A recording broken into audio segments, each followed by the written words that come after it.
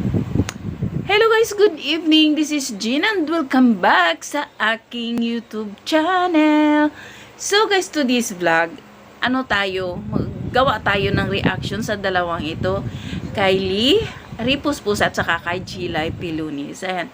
Kabalo mo guys, ganahan kay ko sa ilahang banding, ganahan ko sa ilahang mga kabuang. Isa sa rason nga nung ganahan ko aning duha, kay responsable kaayo sila nga pagkaanak. Sili bisag bata pa pero naning kamot siya nga makatabang siyang ginikanan. Ganon din si Jilay.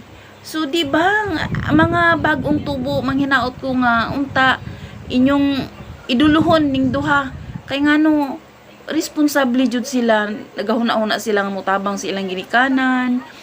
Tapos si Jilay, kabalo mo, napakabait na bata. Imagine mo, pinapunta niya sili sa Manila, tapos andun sa kanya nakatira. Siyempre, sili walang mga anuhan dyan. Siyempre, di ba, ang hirap kaya sa Manila, lalo na pag wala kang stable job, o lalo pa sili. Siyempre, yan, nagsisimula pa lang talaga yan sila. So, sana yung mga vlog nila, tuloy-tuloy lang sana para, siyempre, marami silang mayroon silang mga fans, mayroon silang mga supporters. So, alam kong susubaybayan sila. So, Jilay and Lee, patuloy lang laban.